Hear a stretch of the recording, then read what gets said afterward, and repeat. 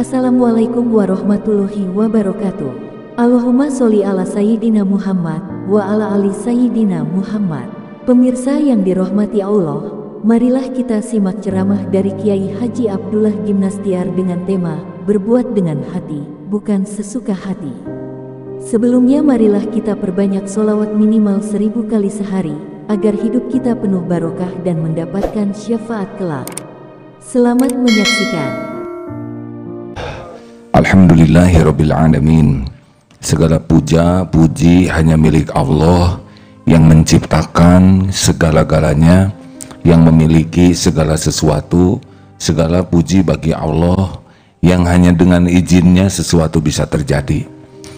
Andai kata Allah subhanahu wa ta'ala menghendaki sesuatu, pasti terjadi tanpa bisa dicegah, dihalangi siapapun. Dan jika Allah tidak mengizinkan, maka tidak akan pernah terjadi, walaupun seluruh makhluk bergabung menginginkannya. Allah subhanahu wa ta'ala penguasa mutlak, satu-satunya kejadian. Dan dialah Allah yang maha baik, yang maha pengasih, maha penyayang, yang menakdirkan kita jadi orang Islam dan menakdirkan pertemuan ini ada. Semoga kita bisa termasuk orang yang mensyukuri kebaikan Allah ini. Amin. Allahumma sholli ala Sayyidina Muhammad wa ala alihi wa ashabihi ajma'in. Allahumma aftah lana hikmataka ya Allah, wansur alaina rahmataka ya dzal jalali wal ikram. Allahumma a'inna ala zikrik wa syukrik wa husni ibadatik. Allahumma nawwir qulubana bin nuri hidayatik kama nawwatal ardu bin nuri syamsik abadan abada bi rahmatika ya arhamar rahimin. Taqabbal minna ya Allah, innaka antas samiul alim, wa tub alaina innaka antat tawwabur rahim. Amin ya rabbal alamin. Dosa terbesar adalah musyrik. Musyrik artinya ada selain Allah yang melekat di hati sehingga mendominasi, sehingga selalu ingat kepadanya, takut pisah darinya, hanya berharap darinya, ingin selalu bersamanya, mau melakukan apapun untuknya. Nyaknya ini siapa? Kalau nyaknya ini ada Allah subhanahu wa ta'ala, sah dia bertauhid. Tapi yang melekat di hati ini selain Allah, sehingga dia saja yang diingat. Saum, sholat, haji, sedekah, dianya selain Allah, itulah dosa terbesar. Inna syirka la zulmun azim. Sesungguhnya syirik adalah kezaliman yang amat besar. Yang kedua yang harus kita waspadai adalah munafik. Orang yang munafik ini ada dua jenis. Ada munafik akidah. Munafik akidah itu dia memperlihatkan Islam tapi hatinya mengingkari Islam. Ini seperti seperti Abdullah bin Ubay.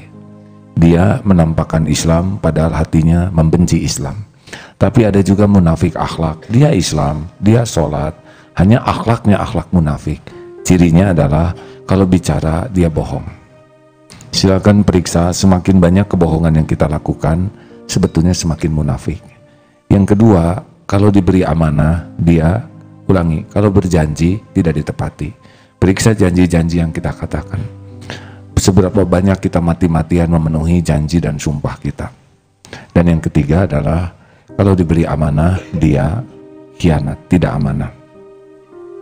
Amanah itu beragam sekali, dari yang besar, sedang, kecil, tapi semuanya adalah amanah. Termasuk ngobrol. Ngobrol itu adalah amanah. Setiap kali kita ngobrol dengan seseorang, kita jadi tahu, dan itu amanah. Seseorang yang munafik kalau sudah ngobrol, dia akan sangat mudah menceritakan obrolannya kepada orang lain tanpa rasa takut, tanpa hak. Bahkan dia cerita bisa pakai bumbu, ditambah, dikurangi, versi perasaannya, versi pikirannya sendiri, sejengkal jadi sedepak, dan mungkin ujungnya sudah berhingga jadi fitnah. Makanya hati-hati kalau ngobrol, sesedikit mungkinlah ngobrol, karena ngobrol itu amanah. Tidak setiap obrolan yang kita dengar boleh kita ceritakan kepada yang lain, bisa jadi sumber fitnah. Tidak setiap obrolan yang kita tahu boleh disampaikan kepada yang lain, jangan. Harusnya kita benar-benar menyadari. Selain kita jangan mudah curhat ke orang, juga hati-hati dengan curhat orang ke kita. Orang yang memiliki akhlak munafik mudah sekali menceritakan sesuatu tentang orang lain. Cirinya begini, ini kita-kita aja ya. Itu biasanya setiap orang ngomong begitu. Yang lebih mengerikan lagi, dia berkata begini, saya sudah janji kepada dia tidak akan ngomong, tapi ini demi kebaikan kita. Dia sudah janji. Itu munafiknya nampak tuh, munafik akhlak. Hadirin, orang yang munafik ini dia lebih sibuk membangun bungkus daripada membangun isi. Karena orang yang munafik itu sangat berpikir keras tentang penilaian orang kepada dirinya. Sangat ingin mencari kedudukan di hati orang. Kalau ngobrol, dia tidak berat untuk bohong, mengada-ada. Karena ingin diakui oleh orang sebagai orang pintar, orang tahu, orang berpengalaman, orang berwawasan. Jadi ngobrol apapun dia akan aktif untuk menunjukkan dirinya tuh tahu, dirinya tuh bisa, dirinya mampu, dirinya berpengalaman. Nah, ini ciri orang munafik. Kenapa? Karena sibuk cari kedudukan di hati makhluk. Tapi orang yang lurus-lurus, mau apa cari kedudukan di hati orang? Tidak ada keperluan bagi kita dikagumi orang. Tidak ada perlunya orang kagum ke kita. Tidak ada perlunya orang takjub ke kita. Yang perlu itu adalah kita disukai Allah. Itulah yang membedakan. Orang yang munafik, dia bisa beli apapun, nyicil demi dipuji orang. Padahal yang muji tidak pernah bantuin cicilannya. Ini yang benar. Benar. Orang yang rada munafik begitu, dia tidak ragu tuh untuk pinjam barang ke siapa demi kelihatan keren. Tidak sepenuhnya terlarang pinjam barang ya. Tapi mau apa? Kita ngebagus-bagus topeng. Padahal Allah walakinallaha yanzuru ila qulubikum wa a'malikum.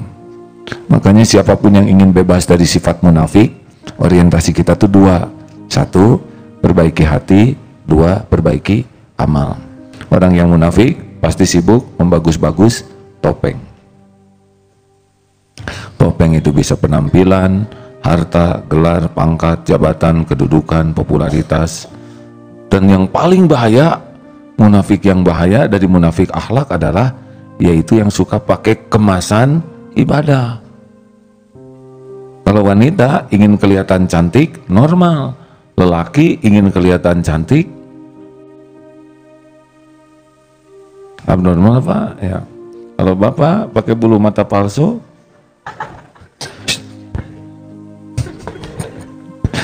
anak kecil maaf ya Pak ya, udah dicoba.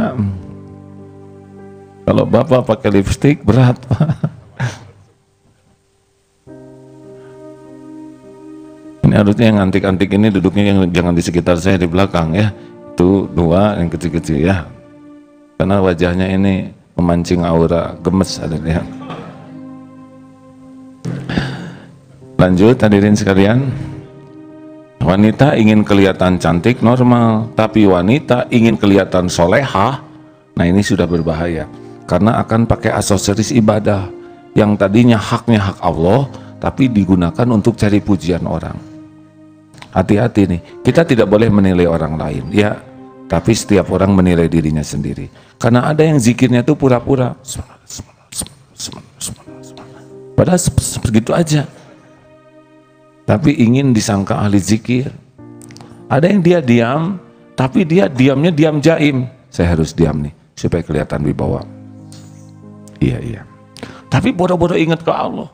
Dia sibuk aja memikirkan bagaimana kelihatan wibawa. Tidak penting kita berwibawa. Tidak penting kita kelihatan berwibawa. Yang penting mah disukai Allah. Titik, jadi sendiri kok. Tidak usah diwibawa-wibawa. Saudara-saudara sekalian, di dalam urusan, berbayang. Ibu juga nggak usah menasihati anak-anakku demi kebahagiaan. Semua yang dikemas itu nggak akan ada tenaganya. Coba dirasa-rasakan. Ini banyak santri baru ya, Bapak santri baru? Usia berapa Bapak? 62, setahun lagi berarti ya, 63 ya. Bapak? 64? Oh, kelebihan Pak. Bisa banggakan. Pas. Aduh, jadi tegang begini nih Pak. Baru sekarang ini daerah deketan gini Pak. Tenang Pak, Bapak tenang Pak ya. pas itu pas dengan usia Nabi ya wafat. Nah, Bapak berapa? 54. Oh, adik ya, lebih muda dari saya. Siapa lagi? Bapak? Han? 54. Alhamdulillah. Ada yang lebih cepat kok Pak ya, tidak harus 63 ya. Ada berapa angkatan Bapak nih? Laki-laki 9. Cewek bukan cewek. Oh, bisa dimengerti, baru masuk ya, baru ya. Bukan ahwat, nenek Pak ya. Kalau ahwat itu yang soalnya biru muda itu. Ya Pak, nggak apa-apa, Bapak baru daftar ya. Tidak apa. Tidak boleh mencela. Ingat larangan apa?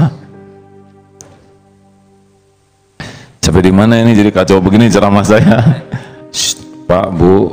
Jadi sekarang kita mah tidak usah takut dengan penilaian orang. Apa kita cuek? Oh, bukan cuek. Bukan cuek. Justru serius.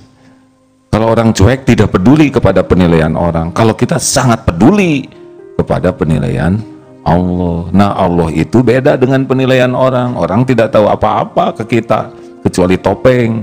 Tapi Allah tahu segala-galanya. Nih, kalau ada seorang ibu bicara gini ke anaknya. Bapak ajalah. Anakku, Bapak sayang padamu nak.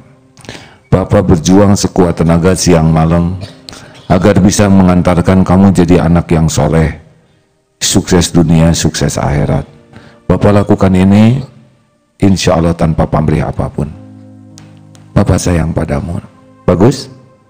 Bagus tidak? Bandingkan dengan yang satu ini. Ini seorang bapak yang tidak pandai bicara. Nah, sini sayang. Anaknya masih kecil, dipeluk, hati yang bicara. Ya Allah, ampuni saya. Engkau tahu saya belum jadi bapak yang benar. Saya belum jadi contoh yang baik. Saya belum bisa mendidik amanahmu ini. Ya Allah, betapa banyak saya menzolimi anak-anak. Ampuni saya ya Allah. Sambil meluk dan berbisik, nah, maafkan bapak ya. Tolong bantu doakan bapak yang banyak. Doakan yang banyak. Mana kira-kira yang ada di hati anak? Yang mana? Lihat sendiri tidak, dengar sendiri tidak. Aneh, semua bisa merasakan yang sama. Nah, itulah bahasa hati hadirin. Jangankan si anak, kita aja yang tidak melihat, tidak mendengar bisa merasakannya. Dan itulah penilaian tertinggi dari Allah Subhanahu wa taala. Kita tidak melihat rekaman Rasulullah SAW, tidak ada YouTube-nya, tidak ada video, tidak ada rekaman, tidak ada potret, tapi ada di hati kita. Karena setiap perbuatan Rasulullah pakai hati. Makanya bicara ceramah begini nggak pakai hati, kering saja. Dalil bisa bagus, tapi kalau nggak pakai hati, anak-anak jangan marah-marah. La taghdab walakal jannah. Bapak sangat menginginkan kalian tidak menjadi pemarah. Kalian harus tenang berpribadi seperti Rasulullah SAW. Karena Rasulullah innama bu'itsu liutammima makarimal akhlak. Bapak sangat menginginkan kalian menjadi manusia utuhnya yang berkarakter baku, baik dan kuat. Baik yang terdiri atas ikhlas, sabar dan jujur. Dan ini merupakan ide yang cemerlang. Bapak menginginkan kalian sesuai Undang-Undang Dasar 45 dan Pancasila sejati. Paham nak? Gimana hadirin? Anak lagi apa dengar itu? Bingung. Sekarang pakai. Nah, come here nak. Well, as you know, I am your father, you know, you, Pak. Nah, di dalam era globalisasi yang segala fluktuasi kehidupan yang secara divergen dan juga komponen-komponen intelektual yang Bapak harapkan telah terhujam di dalam struktur muntah tuh anak. Kenapa orang tua zaman dulu di daerah sederhana kok bisa menggugah? Karena boleh jadi bahasa hatinya, tidak pakai sombong, tidak pakai ujub. Kita kadang-kadang gelar itulah yang jadi hijab. Jadi ke anak tuh pakai topeng, bukan pakai hati, benar? Padahal anak-anak tidak perlu topeng bapaknya, tidak perlu topeng ibunya, tidak perlu gelar bapak ibunya, tidak perlu pangkat bapak ibunya. Anak-anak hanya perlu hati. Nah, Allah Subhanahu wa taala menilai hati. Sehingga dengan anak yang kemampuannya terbatas, nyambungnya tuh pakai hati. Sekarang ngusap anak-anak, anak bisa terasa kok. Kata-kata itu Kata dengan nada, mana yang lebih bertenaga, lebih berpengaruh? Kata atau nada? Kan? Nada, Pak. Ini saya belum cari contoh yang lain. Ya, monyet. Tenang kan? Monyet. Ganti nadanya. Monyet. Ah, luka. Benar. Nada ternyata yang bikin perih itu. Tapi nada, kata tidak sebanding dengan perbuatan. Coba nanti ada seorang istri, suami mengatakan, aku sayang padamu, Ma. Sampai di mana yang lebih dipercaya, hadirin? Sungguh aku mencintaimu, aku akan beri rezeki padamu. Uang dikasihkan ke wajahnya, uang logam. Mana yang lebih percaya, sayang atau tidak? Nggak percaya, benar? Saya nggak akan ngomong apa-apa. Oh, bisa berantem hadirin. Makanya nggak usah acting lah. Apa, Pak? Oh, gini tuh gini, Pak. Ini sembunyi sedikit jadi masalah, Pak. Bapak barusan gini ya, keluar jempolnya nggak? Kan? Keluar nggak? Oh, kalau gini cocok, Pak ya. Kalau gini kurang, Pak. Gini cocok ya. Begini, dengan begini, itu tinggal nilai begini masalah. Benar? Coba ke presiden, Pak Jokowi gini senang, Pak Jokowi gini, oh, masalah itu ya. Hanya masalah jempol. Masya Allah. Coba rasa-rasain. Nih banyak santri baru. Mana ada ibu-ibu? Bu, telunjuk dengan jempol enakan mana? Jempol, pernah ngemut jempol saya, enak katanya ini hadirin. Padahal nggak kena ya. Ada rasanya nih, Pak. Bandingkan dengan tangan terbuka, mana yang lebih enak? Nah, kenapa ini ada rasanya? Dengar ya. Kenapa ini nggak enak? Nggak enak. Karena pada waktu mengeluarkan jari ini, hati yang bicara, kamu lebih rendah dari saya. Ini lagi sombong nih. Sini. Kenapa ini sombong? Karena dia tidak akan keluar kepada orang yang kita hormati. Coba, Direktur, sini. Oh, buntung ini. Tes ke calon mertua nanti ya, menjelang menikah. Pak, sini Pak. Waduh, batal itu pernikahan. Berefek nih telunjuk tuh, Pak. Kenapa ini enak? Karena ini adalah menghormati. Ini keluar karena menghormati, dan tiap orang enak dihormati. Kenapa ini paling enak? Karena ini adalah contoh Rasulullah SAW. Pasti paling enak. Nah itulah hadirin, sekarang mah dirasa-rasain saja. Setiap kebaikan itu pasti enak di sini. Mendengarnya aja enak. Orang itu teh baik, orangnya tuh ramah, dermawan, pemaaf, tidak mudah tersinggung. Enak dengarnya. Orang itu dermawan, dia suka nggak ragu-ragu. Kalau dia punya sesuatu, dia kasihin, dan dia tidak pernah nunggu terima kasih, ngasih aja begitu. Enak dengarnya. Sekarang orang itu ketemu kita, lebih enak nggak? Ini apa kabar? Seneng jam? Pakai aja. Punya uang nggak? Dompet, kasih aja semua. Dengernya aja gembira, saudara. Padahal nggak ke kita. Gimana kalau datang ke kita, ya kan? Oh, seneng banget. Ada lagi yang lebih menyenangkan. Kalau kita yang jadi seperti itu. Itu mendengar, udah seneng. Interaksi dengan kita, lebih seneng. Yang paling menyenangkan kalau kita yang jadi orang baik. Jadi kalau hati mulai nggak enak, itu ada yang nggak beres. Saya udah berbuat baik, tapi dia tuh jengkelin. Nah berarti nggak sempurna kebaikannya. Saya tuh ikhlas loh, enggak, ya enggak. Karena kenapa? Karena dia ingin diakui ikhlas. Kalau orang ikhlas mah nggak perlu pengakuan orang lain. Makanya orang yang ingin dinilai Allah mah nggak capek dengan penilaian orang. Tapi yang ingin dinilai orang, capek. Tadi saya melihat pertandingan perlombaan memanah. Itu tidak mudah itu. Kalau memanah sendiri di tempat sepi cenderung kena. Sekarang ada yang nonton, cenderung nggak kena. Kenapa? Mikirin yang nonton. Sekarang bertanding, itu lebih tegang lagi, takut kalah, ya kan? Ternyata dia bagus, kita makin enak. Nah inilah yang lebih sibuk dengan penilaian makhluk. Makanya Kalau orang-orang udah lempeng gitu ya, ini saya baru teori ya, karena baru ingin, saya juga ingin bisa lempeng, lurus, istiqomah. Kita kadang lempeng, kadang belok gitu ya. Tahu, paham, bisa istiqomah. Nah, nikmatnya kemuliaan itu kalau sudah istiqomah, sibuk dengan penilaian Allah. Kalau sekarang kita mungkin dilihat orang seneng baru sadar ya. Cirinya adalah dipuji semangat, tidak dipuji tidak semangat, dicaci patah semangat. Udah pasti tuh.